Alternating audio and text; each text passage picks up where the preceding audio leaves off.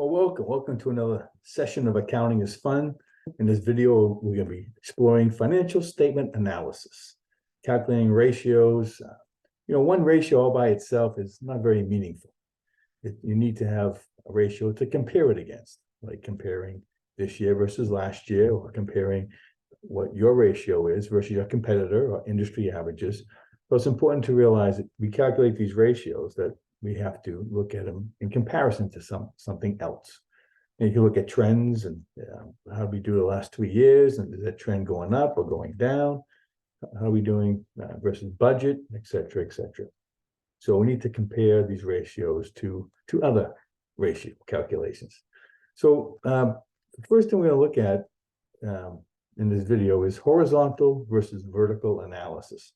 Horizontal analysis looks at changes in the company or the organization from period to period, and you measure the change. Is that increasing or decreasing as a percentage? And so we look at that from both the income statement and the balance sheet, and we look at these changes to see what might jump off the page. So whenever you're doing these analyses, what is jumping off the page to you? What is sticking out, like that we have to explore further? That's what we have to look at when we do these analyses. So we're going to start by looking at horizontal versus vertical analysis. And then we're going to get into the individual ratios for liquidity ratios, with the liquidity ratios, which measure the company's ability to pay their short-term obligations and their long-term obligations. We'll look at also profitability ratios. How is the company doing in terms of profit?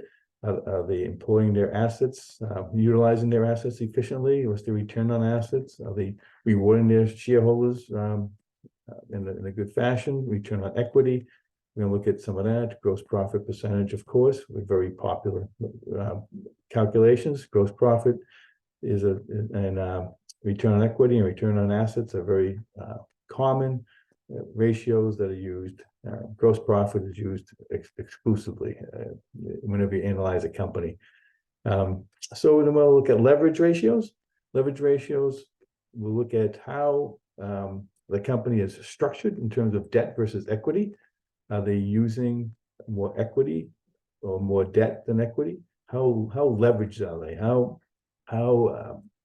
leveraged are they in terms of using other people's money to finance their business versus generating internally through operations and equity?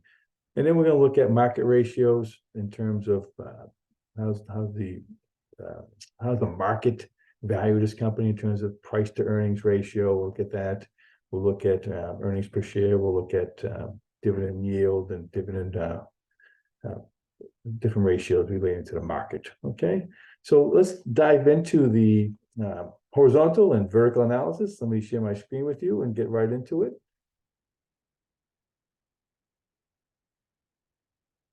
Okay, so here we have this income statement and balance sheet for this company, Clemente Corporation, for the years ending December 31st, 2022 and 2021.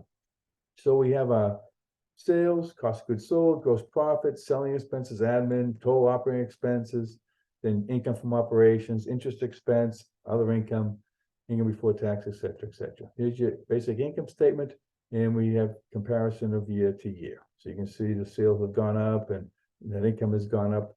And then look at the balance sheet year to year. We have current assets, long-term assets, our total assets. Then we have our current liabilities, our long-term liabilities, and our equity. Okay? So it's important to delineate between current and long-term. Just as a refresher, current assets are those assets that will be consumed within the current year to satisfy current liabilities. And then you have current liabilities are those liabilities that you expect to pay within the current year. Long-term assets are expected to last longer than the fiscal year, and long-term debt is expected to be paid beyond the current fiscal year. Okay, so let's take a look. We're going to do the horizontal analysis first. I'm going to unhide this column here. So the horizontal analysis, we're going to look at changes from 2022 versus 2021. What happened, right? So we're going to look at the changes. So we're going to take these numbers and we're gonna put it into this table here, calculate the change, then calculate the percentage change. So we're gonna look at the first one, sales. So let's go grab the sales from this column here. 10,850,000. We're gonna grab the cost of goods sold, 6 million. I can just copy and drag this down right down here and right down to the bottom. Okay, so basically just copy and pasted the income statement information for 2022. I can do the same for 2021. You can just grab that first one, like to have the dollar sign on top, then grab the next one. Okay, the cost of goods sold and drag it down. Okay, so basically I just copied the information from the income statement into an Excel spreadsheet. And now then we calculate the change. So I'm going to take the current year, okay, minus the prior year to get the change. So sales went up $850,000 for the year. They were 10 million in 2021. In 2022, they were 10,850,000. What was the percentage change? Well, to do the percentage change, you take the change, 850,000, divided by the base year or the prior year. Okay, so sales went up from last year by 8.5%. 850 divided by $10 million is 8.5% change. Let's do the same for cost of goods sold. So we take current year minus the prior year. You have a $550,000 difference. We'll take the 550,000 divided by the prior year to see how much the cost of goods sold went up. And cost of goods sold went up by 10.1%. Sales went up 8.5%. So right away, something jumps off the page right away. Cost of goods sold are increasing at a higher rate than sales. That means that our gross profit is going to be eroding a little bit. It's going to be less because when our cost of goods sold increase greater than our sales, that means something's happening. Either the sales aren't keeping up with the cost of goods sold increases, maybe material increases or labor increases, and we can't pass them on to the customer, or maybe there's competition in there that's driving the sales price down, and we can't get our costs low enough to preserve our gross profit margins. So look at our gross profit margin. We can calculate this, the $550,000, this calculation here, which is basically M7 minus N7. We copy it down, and we see a $300,000 difference in gross profit year to year, and the percentage change. We copy this formula down here is 6.6%. Okay, so our gross profit increased by 6.6%. Yet our sales increased 8.5%, but the reason we don't have as high a gross profit percentage increase is because our cost of goods sold increased at a greater rate than our sales did. So we can copy these formulas all the way down. That's the beauty of Excel. We can get the change from year to year, and we calculate the change divided by the base year, which is the prior year. So we can get the calculations and see if anything jumps off the page. And if you go down here, you see interest expense is up 10%, and other income is up 32.7%. You may want to explore that a little bit. The point behind these ratio analyses is what jumps off the page and what you want to explore. So we may want to dig into other income a little bit, what's driving that up by such a high percentage. Okay, so that's horizontal analysis. Again, year-to-year fluctuations and a percentage change. We can do that's on the income statement. We do the same for the balance sheet. So we'll go grab the balance sheet data. Again, we have the assets, and then we have the only reason why I do it separately, I like to keep the dollar sign for the first one, just to keep all the dollar signs. Okay, and then same accounts payable, boom, and then all the other accrued expenses and liabilities. Copy that down. Okay. And then for 2021, same thing. Grab the cash, grab the receivables, copy all of that all the way down. And we do the same for liabilities and equity. Just copying this information down, filling out the table to make it easy to do the calculation. Okay, so basically we have the 2022 data and the 2021 data. We didn't copy any of this over yet. We're going to use this later for some different analysis. Okay, so then again, same thing as we did up here for the income statement. We're going to calculate the change. So current year minus prior year. cash went down by $19,000, and that was a percentage change. Not take the negative 19,000 divided by the 1,370,000 prior year. Cash went down 1.4% year to year. Okay, nice. Again, we can just copy this all the way down, and we can see the difference in the change here.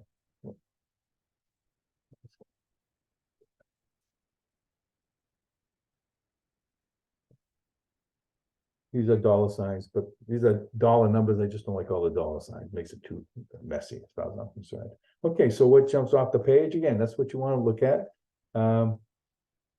Receivables is interesting here. To me, again, because I've been doing this for quite a while. After a while, you get to see what jumps off the page quicker when you get more used to calculating these numbers, right? Punching the numbers in, as they say. Okay, so look at receivables. Accounts receivable went up 17% year to year. What did our sales go up? Our sales only went up 8.5%. So receivables are increasing at a greater rate than our sales. Right? That's not good for our cash flow. We want to collect our sales in a reasonable number of days. So what could be driving this? Again, this is something we want to look into. Do you have some customers who are in trouble, they're not paying us, they're delaying their payments? Or did you take on some new clients? You did have some growth. You grew your sales by 8.5%. Was part of your growth strategy was to take on some more customers that may not be as early payers as others. Okay. So again, it's something you want to look at. And you see prepaid expenses went up by 440%. That looks like a big number, but this could be timing. You could have gotten the bill earlier this year than last year and paid for it ahead of time. It may not be anything to be alarmed about, but something to dig into. Okay, you may have classified something incorrectly.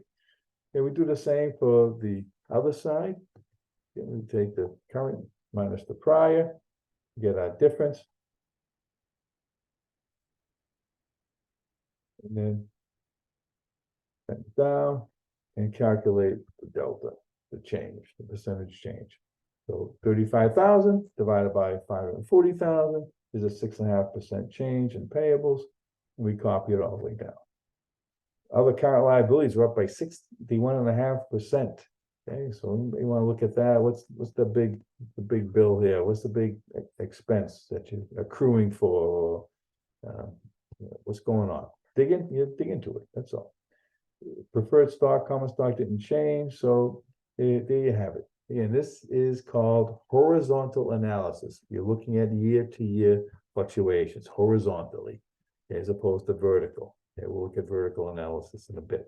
Okay, so horizontal, think about horizontal analysis, looking at year-to-year fluctuations. So now we're going to look at vertical analysis over here, and using the same body of data. I'm just going to slide this over. Actually, let me hide this to get it out of the way. We hide the horizontal and bring the vertical over. Okay. So the vertical analysis, again, you're looking at the same body of data, but now you're looking at it in terms of, or vertically as a percentage of sales for the income statement and a percentage of assets on the balance sheet. So let's take a look at that. So the sales for 2022 with, again, 10,850,000, and then your cost of goods sold is 6 million. And we can copy this all the way down. Okay. So again, this is the same data here. You can basically just copy and paste it in here. You could have done that as well. Okay. So then what are we going to do for vertical analysis? Everything is a percentage of sales. So we take the 10,850,000 divided by itself, and what do you get? 100%. Of course, it's always going to be 100%. Okay. And sales will always be 100%. So always at the top, everything's a percentage of sales. So now we want to copy this formula down. But before we copy it down, because everything's going to be as a percentage of sales, we want to, in Excel, put dollar signs around this U6 here to anchor the U6. Okay, so we're going to put dollar signs around it. Okay, you can hit the F4 key, or you can just type the dollar signs around it. What does that do? It makes it, it fixes that cell. So when you copy it, and we'll see how it does that. Okay, in case you didn't know about this in Excel, now it takes U7 divided by U6.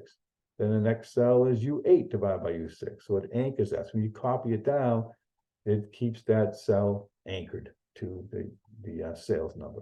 So you can see as a percentage of sales, cost of goods sold 55.3, gross profit 44.7. That's something about cost of goods sold and gross profit. They'll always add up to 100% of sales. Because sales minus cost of goods sold equals your gross profit. 100% minus 55.3% equals 44.7. Okay, so that's good. So we calculated year 2022, but it doesn't really tell us too much because we need to compare it to something. So let's calculate 2021 and see what we get. Again, let's grab all the data from the income statement, 2021, grab that. And then let's do the calculation. So again, 10 million divided by 10 million is 100%. Let's anchor that X6, put the F4 key to put the dollar signs around it. Then we can copy this formula all the way down, and we can see how it looks year to year. So last year, our gross profit was 45.5%, and our gross profit this year is 44.7. It's gone down a little bit. And we saw that earlier when we did the horizontal analysis, that our cost of goods sold was growing at a greater rate than our sales, which ate into our gross profit. So it stands to reason that our gross profit percentage will be less in 2022 versus 2021. It's gone down by almost a full point. 8 points, 80% of a point, 0.8. And selling expenses were the same. Our admin expenses went down a little bit. Income from operations was slightly down a little bit, pretty close. Interest expense, other income, and net income 5.5%, 5.5%. So pretty much a flat year in terms of not much going on there in terms of difference. Okay, so there's not a lot to dig into other than, again, we're going to look at our cost of goods sold, which we talked about earlier, and the horizontal analysis showed us that we should be looking at that. Okay, so that's, again, if you look at anything that jumps off the page, okay, that's what you want to look at. All right, then we will have the balance sheet. Let's do the same thing with the balance sheet. So we have our assets there. Copy that down. Liabilities and equity.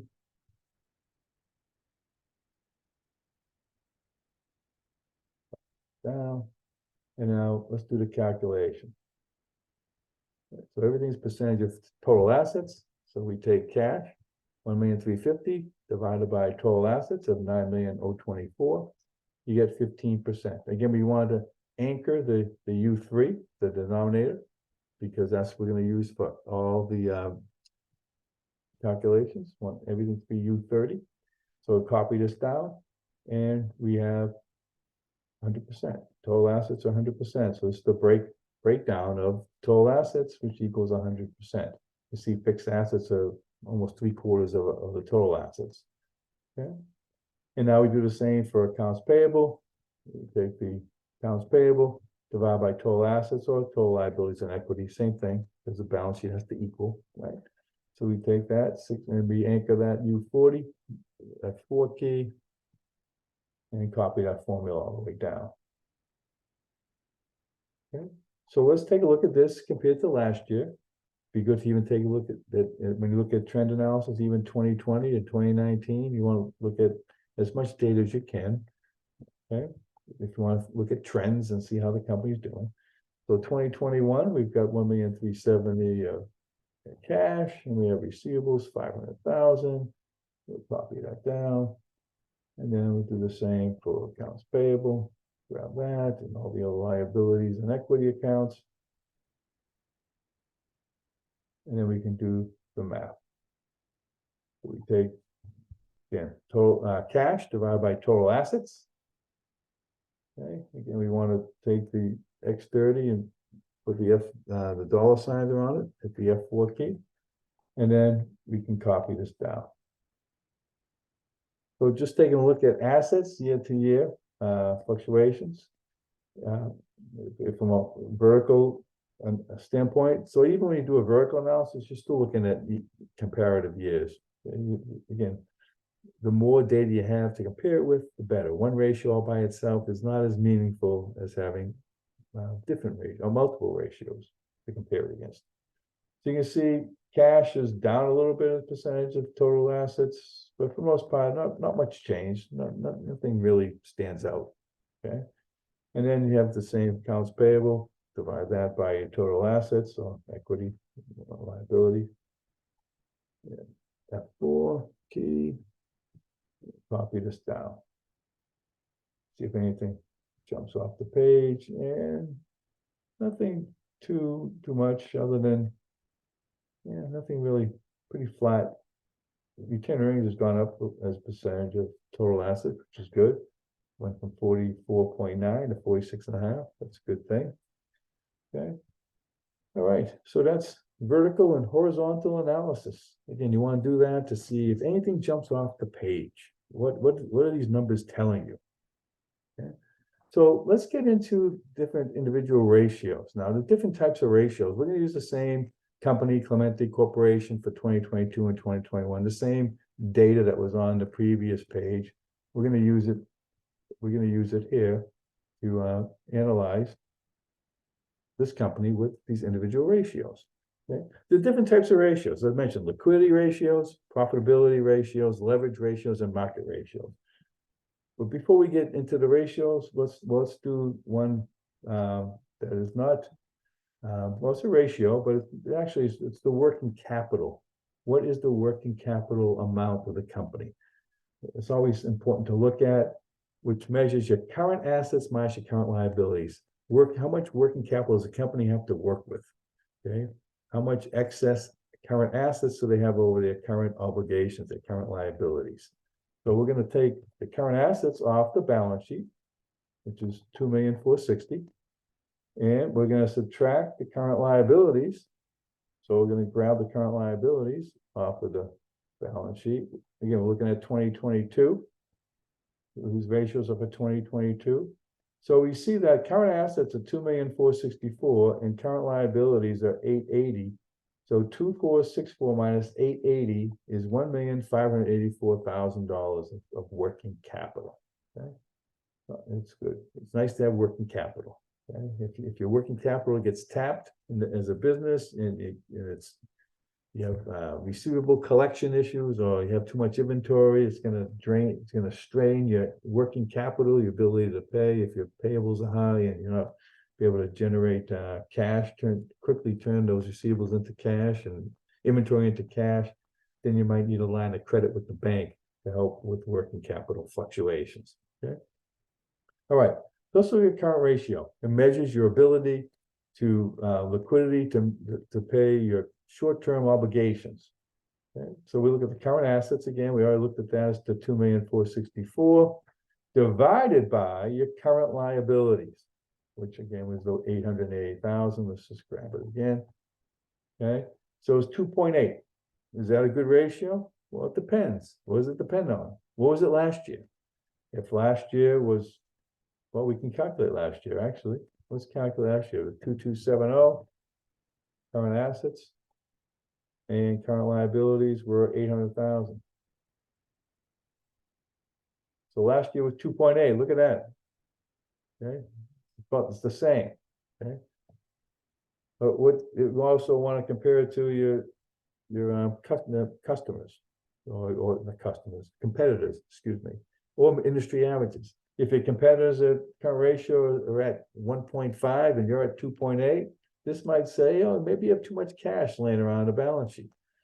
Just because the number's higher, it sounds like a good thing, but it could also be an inefficient thing, because you could have all this excess cash you could be using to do something else with it, like investing in property, plant, and equipment, or what have you. Okay, so that's a liquidity measurement. And now you have something called accounts receivable turnover, which we take our sales, which is off the income statement, and we're going to take an average of our receivables. I want to bring your attention to a very important point when you're calculating ratios. Whenever you have an income statement item and a balance sheet item, you always want to use an average of that balance sheet item, whether it's a numerator or denominator, either one, here we have the numerator is the sales, which is an income statement item, and our denominator is receivables, which is a balance sheet item. We want to take the average because the sales are over a point in time. This is for a whole year. The receivables is just a snapshot. That's at the end of the year. So you want to take an average over the 2 years. You're going to take an average of the 585 and the 500. So you add up the two numbers, the two data points, and divide by 2. So that's what we're going to do here. So let's put it in here in the formula. We're going to take the 585,000 plus the 500,000, right? The ending 2021 is your beginning inventory for 2022. So we take the average again between the 2 years, because this is our beginning inventory for 2021 and 2022, excuse me, and that's our ending inventory for 2022. So we take that and divide it by our 2 data points. We get an average inventory of 542,500.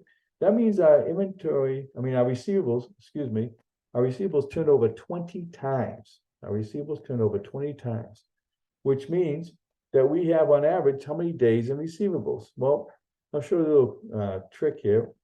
You can take the 365. You can take the 365 days in a year and divide it by this accounts receivable turnover, and you should have 18.3 days in receivables. 18.3 days in receivables. Okay?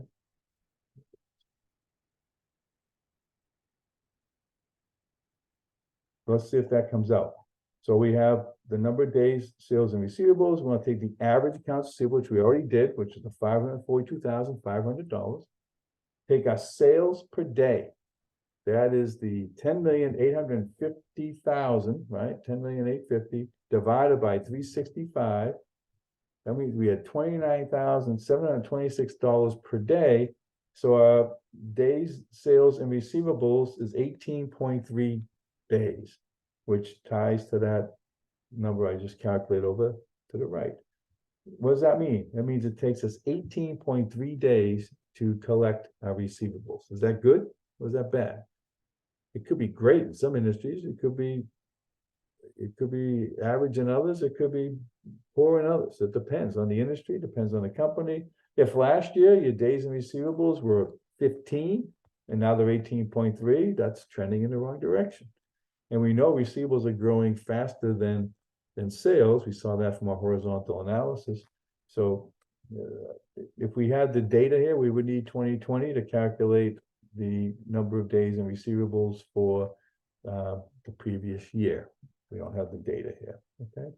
So let's look at inventory turnover. It's the same type of calculation here, except instead of dealing with sales, you're dealing with cost of goods sold. So we grab the cost of goods sold number, which is $6 million. We divide it by, again, average inventory. Why average? Because you have an income statement item and you have a balance sheet item. So you have to take the average of that balance sheet item. So we take the average inventory, which is 420,000 at the end of this year, and it was 380,000 at the beginning of the year, divided by 2 data points. You have $400,000 of average inventory. So our inventory turned over 15 times. What does that mean? Again, if we take the 365 days in a year divided by 15, that means that this number here, the days in inventory should be 24.3. Let's calculate it to make sure it comes out that way. Can we take our average inventory? We already calculated 400,000. We take our cost of goods sold per day, not sales per day. Just say sales per day. All right. We take our cost of goods sold per day, which is going to be the $6 million, right? Divided by 365 is 16,438 per day, or 24.3. Look at that beautiful thing, isn't it? Okay. Counting's fun. So let's look at the next one. Gross profit. Very important calculation. They're all good calculations, but gross profit's used. We look at gross profit all the time. See what's happening with that. It's a measure of how well we preserve our margins in the market. The competitors squeezing us, costs squeezing us, et cetera, et cetera. So we take our gross profit off our income statement, $4,850,000. Whoops. 4,850,000. And we divide it by our sales. We already saw this number on our vertical analysis. It was 44.7. If you remember our vertical analysis from the previous page, we saw the gross profit percentage is 44.7%. Okay, so here it is again, 44.7%. Okay. So compared to last year, as we saw last year versus last year, it was 45.5. So we have some little erosion. Again, we have to look into that, what's causing that. Okay. Now we have our return on assets. How efficient are we? How effective are we in using our assets to generate profit? So we take our net income, which is off our income statement, $600,000 in net income, divided by, again, average total assets. Why average? Because you have an income statement item and you have a balance sheet item. So we take our average assets. So let's take a look at that. We've got 9,024,000 plus the 8,254,000, 2 data points divided by 2. You get 8,639,000. So our return on assets is 6.9%. Is that good? It depends. Yeah, what was it last year? Well, what's industry averages? Where are your competitors at? Okay, you always want to compare it to something. Return on equity, same thing. You take your net income, $600,000, divide by your average equity. Again, average equity. So we're going to take a look at the average equity. We want all our equity accounts from end of this year. So we have preferred stocks in equity account, common stock is an equity account, and retained earnings is an equity account. Okay, so that's one data point. There's 3 different numbers here, but it adds up to 1 data point. That's our equity for this year, end of year. Now we want to add our equity for the previous year, 250 and 500 and the 3,704,000 for retained earnings. Preferred stock, common stock, retained earnings, all equity accounts. And we divide by 2. Even though it looks like 6 data points, it's really only 2, this year and last year. Divided by 2, we get average equity of 4,699,000. Our return on equity is 12.8%. Okay, sounds all right, but we don't know. Again, it's only good if we compare this number to something else. Okay, now we move into our leverage ratio. Okay, how leveraged are we?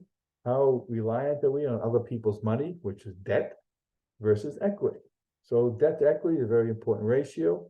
Let's take a look at that. So we measure our total debt, which is from our balance sheet for 2022 we're looking at. So we have our current liabilities plus our long-term liabilities, add them together. So our total debt is 4,080,000. And we divide it by our total equity, which is comprised of preferred stock plus common stock plus retained earnings. Total equity is 4,944. So we have debt to equity of 82.5%. Is that good or bad? Well, what was it last year? We could calculate this from last year. Let's do it because it's balance sheet to balance sheet. So total debt last year was 800,000, right? And 3 million, so $3.8 million. And our total equity last year was the 250 plus the 500 plus the 3,704,000. It's 85.3. Last year, debt was 85% of equity. Now it's 82.5. So it's gone down a bit. And that means we're a little less reliant on other people's money. Okay. And another form of leverage ratio is looking at your times interest earned. The banks love to look at this ratio. They want to lend you money. What is your wherewithal to pay interest? How many times over can you pay the interest? So looking at income from operations, which is on your income statement. So we take that number, 1,052,500, and we divide it by our interest expense, which is the 132,000. So they have the ability to pay this interest expense 8 times over. Okay, just for fun, we compare it to what it was last year. We have income from operations of 1,050,000, and interest expense is 120,000, so 8.8. So it's gone down a little bit. We'll pay a little more interest and then make us basically the same amount of money. Our interest expense went up a little bit. So it went from 8.8 down to where it is this year is 8.0. So the banks like to look at that before they lend you any money. They want to know, is this company able to take on more debt? Okay. So then we look at some market ratios. Market ratios. Basic earnings per share. There's some very complex calculations for earnings per share, which is beyond the scope of this video. We're going to look at the basic earnings per share. Net income minus preferred dividends divided by average common shares outstanding. So we take the net income, which is the $600,000, minus any preferred dividends that we paid out. In this case, we paid out $10,000. So there's $590,000 available to common shareholders, and we divide that by the average outstanding shares. Okay, average outstanding shares. And we look at that. How do we know? We don't have the number of shares here, but what do we know about common stock? It goes on the books at par value. Okay, so if we look at the balance sheet, we get $500,000 of common stock at $5 par value. So 500,000 divided by 5, that means there's 100,000 shares outstanding of common stock. Okay, and last year it's the same.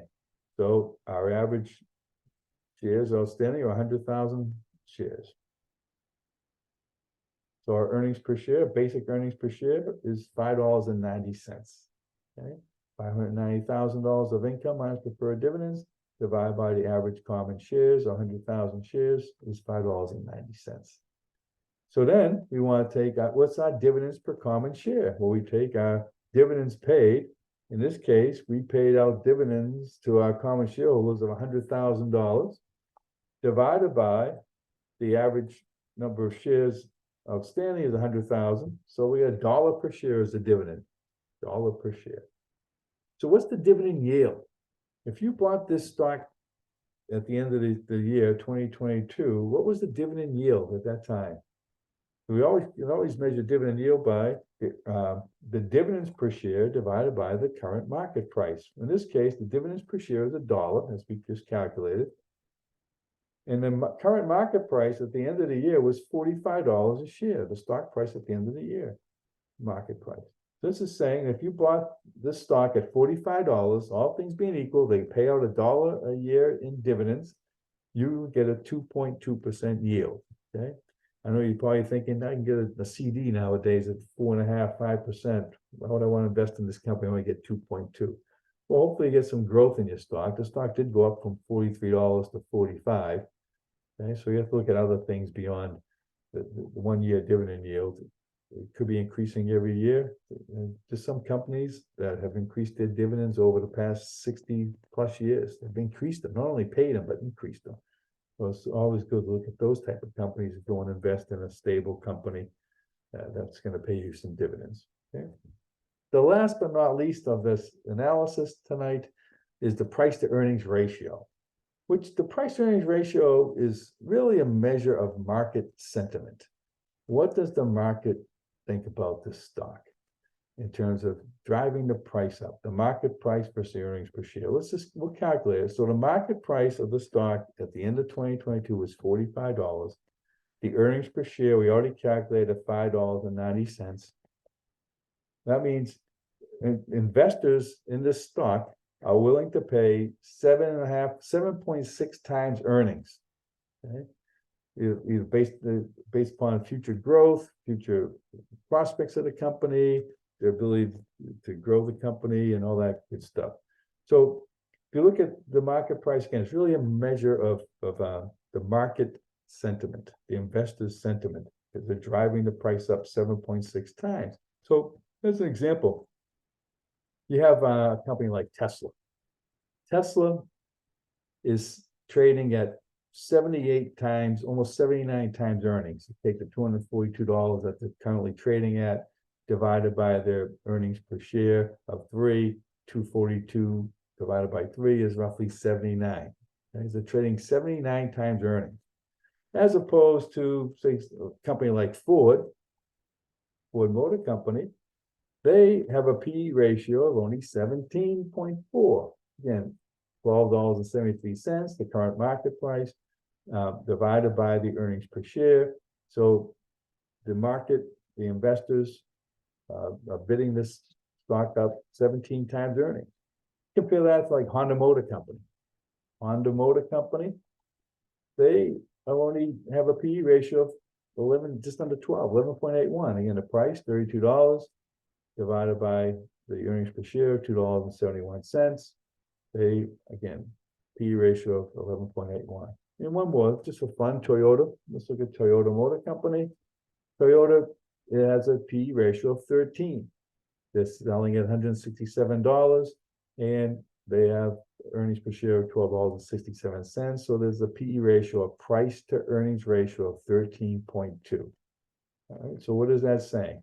It's saying that investors are willing to bid up Tesla up to 79 times earnings. Why? Because they see Tesla as the growth company, and they see Ford and Honda and Toyota as the stable companies. They're really not growing as much. Ford is trying to get into the electronic vehicle market with some success, but Tesla is the darling of the electric vehicles right now. So they're driving investor sentiment, driving the price up, and they're growing at a faster rate. So that's why the price is higher.